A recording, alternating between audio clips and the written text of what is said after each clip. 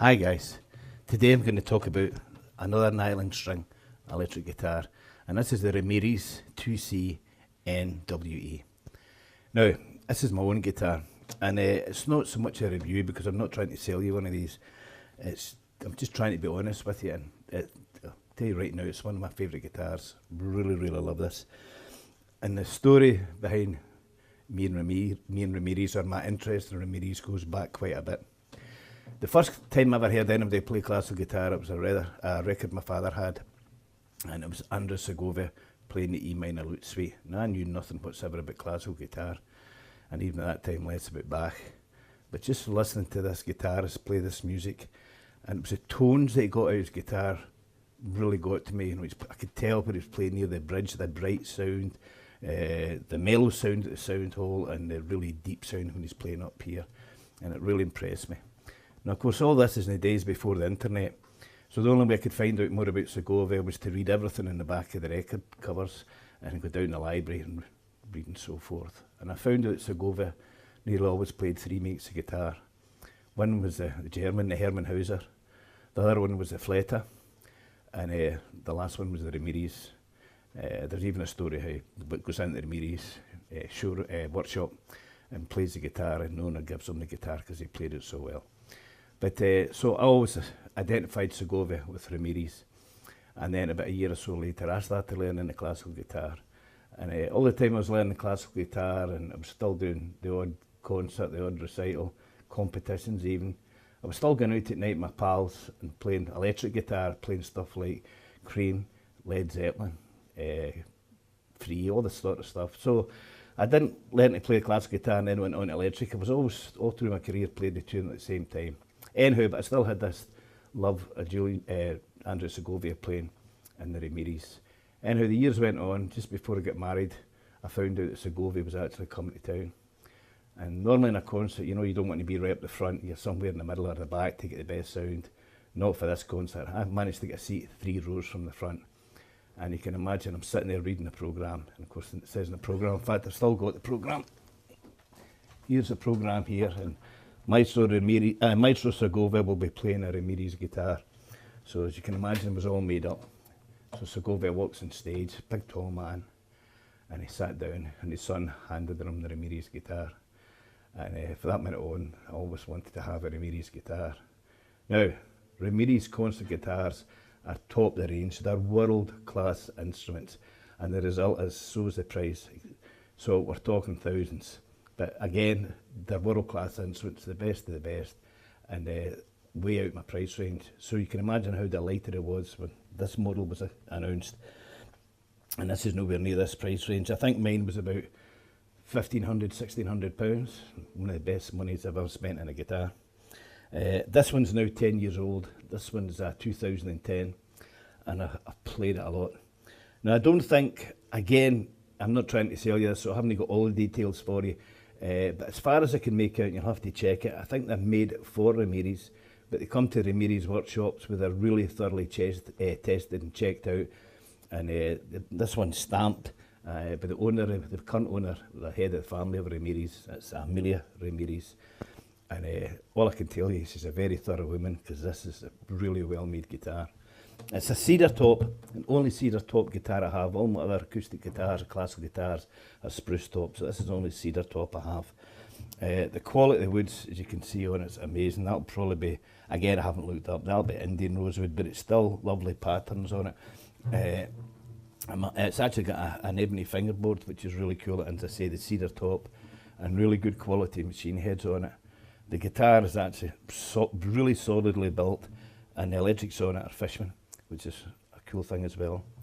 This here, by the way, I started using this in quite a lot of my classical guitars. It's basically a cross between an apoya, a rest, and it's to stop your hand if you're playing your arm, if you're playing all night, getting sort of irritated, or the side of the guitar from digging into you. I got these from Ninta. That's basically what it looks like. It's just suckers that holds it on. But I use them all the time now, and again, if you're doing an all-night gig or whatever, oops, they're really good, and they don't detract from the guitar. Anyway, more about the Ramirez. First thing about the guitar, this is a very, very loud guitar. Even as an acoustic guitar, to be honest, I've hardly got the amplifier on at all. I'll talk more about that in a wee minute. Really loud guitar. This is a guitar, I told you before, guys, I live in an apartment, and this is a guitar that gets me into more bother than all the rest of them put together, because even if it's not plugged in and I'm just playing acoustically, it is so loud, it's so powerful, and very, very bright guitar, which is good, like so when you're playing with other musicians, because then your guitar will actually cut through. I've guitars that sound really beautiful and deep and mysterious, but the Ramirez really shouts. As I say, even if I could play, it's very powerful guitar. It's also, I have to say, highly strung in every sense of the word. When I got this literally straight out the box, I felt the action was a wee bit high. Now I've been playing classic guitar, you can see how old I'm, since I was 14.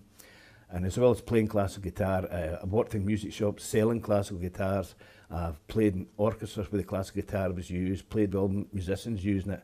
And the only point I'm trying to say that is not to blow my own trumpet, it's just to say I know how much tension you need to have in your left hand when you're playing really difficult chords. So sometimes you play guitars and you literally just, your fingers just fall on it, it's great. Some guitars you have to say, you're playing a bar chord and you think, that's quite a bit of pressure I'm putting in this. And the Ramirez, you're at the top end of that spectrum. As I say, you can play all the really full stretch bar chords, but you know you're doing it. Say for example, if you're playing Cavatina the Deer Hunter, you really know you're playing Cavatina. At the end of it, you've had a workout. But the thing is, you don't want to alter that in any way. I mentioned it in one of my other videos, that how you get a guitar to get the best sound out is to play hard tension strings on it. And the idea being, you've got to get the top, the table to move, to vibrate, to get the sound, to waken up the guitar, push the sound out. And that's how, as I say, I wouldn't try and do anything with this guitar. As I say, it's really...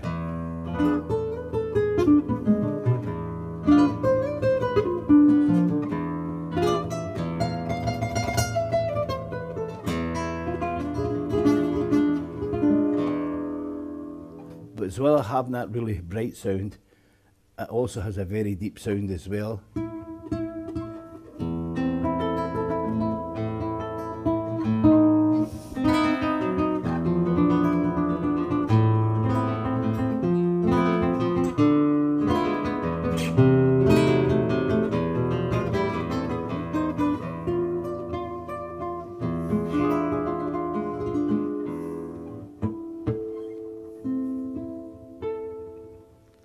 All the sounds are in it, but it's predominantly a very, very bright guitar.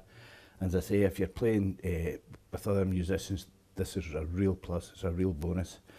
It has the Fishman system on it, and to be honest with you, I don't use it a lot. Basically, I know exactly where my volume tone control is and the brightness, as I've been mentioned to you in one of my other videos.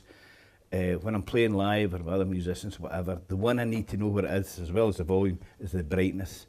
Because you usually find out your surroundings really take all the high end of your performance out, and you need to get more top on, and that's what I'm doing. I can hardly think any gig or any performance I did where I had to put more bass on.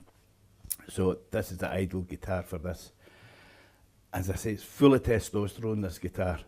As I said, you'd just be terrible to kill it. And I remember when I got the guitar, it was great, it was bright, played beautifully and everything like that. Then when the strings started to die, I thought, well, I'll have to get a new set of strings.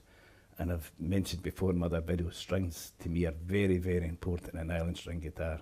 Anyhow, I went and spent a fortune recording strings. And that's strings where they've been polished, so you don't get this squeaky sound. Really expensive, top of the range strings. And they were okay, but it wasn't what I had earlier on when I first got the guitar. And then again, so I tried different makes, different tensions, and on hard tension in this is murder, although you could play it. This is one of the few guitars, even though it's in medium tension strings, it still sounds still very bright. And I didn't want to change that. So anyway, cut a long story short, I tried all the different set of strings, and as you know, I'm very loath to mention brands, mainly because all my different guitars have different brands on them. So as I said, it'd be wrong to say, oh, this is the best make, and I'm using a completely different make of strings on another guitar. But this is one time when I'm going to tell you what the strings I'm using are, and that is Ramirez strings. The guitar came with Ramirez strings, it had a wee tag on it. So about time trawling through the internet, we managed to get hold of Ramirez strings. And for this guitar, that's what makes it sing. I mean, it's just, the guitar just really sings with the Ramirez medium tension strings on them, and the intonation on them is really, really good as well. So as I say, it's a great guitar, and why cutaways are really good, and actually I think they'll get more and more popular. I've mentioned before the keys we play in, the E's, the A's, the D's, are great for us, but if you're sitting with other musicians, it's never going to happen. So, for example, whether any other musicians I've worked with when they've been saxophone players, this, that, and that, even piano players, their first go-to key is B flat, which is fine if you've been playing for a wee while. The bar chords aren't a problem. But if you're in B flat, yeah, minor 6, one of the most common chords, G minor, which is fine, except the piano players usually playing in that register, so you want to play up here. And on an ordinary nylon string guitar, also where you have the bout coming over here, you can do it, but it stops being musical and it begins to become athletics. Do you know what I mean? Where in this guitar, there's your G minor here. No bother, so B flat, G minor, C minor, F. So it's great for that. You can play all your standards, all your bossa novas and everything on it. So as I say, it's a really, really well made guitar. I'm really biased because it's one of my favourite guitars. I'm very careful with it though. After I managed to save up the money to buy it through doing teaching a wee bit more and a wee bit more extra gigs and taking gigs on that I wouldn't normally do just to get the money for it. My next job was to save up for the case for it, because this is one guitar I really, really look after it. The sounds are all there in this guitar, guys. You've just got to look for them.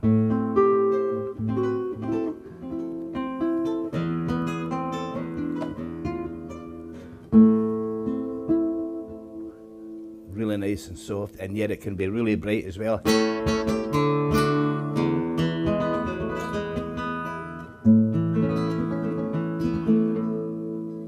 I'm using mine through a Schertler.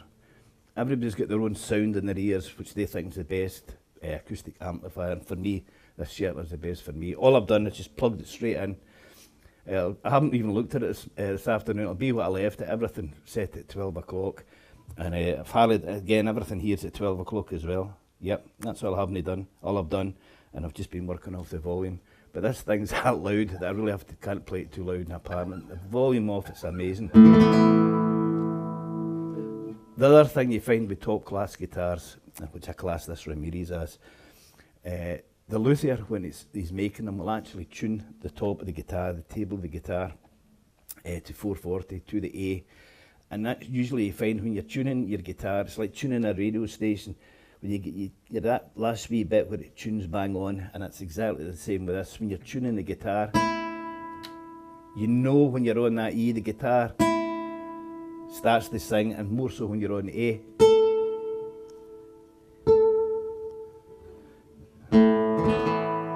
It's just a joy. I just love this guitar. Very, very playable.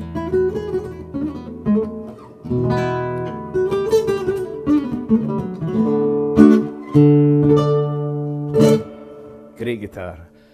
I'm a wee bit loath to say it's a beginner's guitar. Well, you wouldn't be spending that kind of money as a beginner, because although you saw me play the bar chords here, without any problems, you do need that wee bit extra effort on it. As I say, if you're playing cavatina,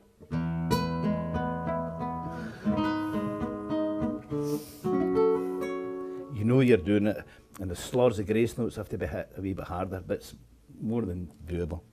As I say, it's one of my favourite guitars. I really love it, and plus it's a Ramirez. So next week we're going to do a different guitar, same style, electric acoustic guitar. I have an idea what I'm going to use. It's one of my friend's guitar, and it's a really good guitar. In fact, I nearly bought it before I got the Ramirez, but I wanted the Ramirez. And as you can see, I'm a happy and proud owner. Anyhow, I hope you enjoyed that, guys. I wasn't trying to sell you, I was just being honest about the guitar that I have, and it's a very good guitar. I can hear it echoing as I'm talking just now, the guitar's alive. Anyway, it's a very good guitar, more than happy with it, and I definitely recommend it to you if you're a guitar player. So thanks very much for watching, and I'll see you next week. Bye now.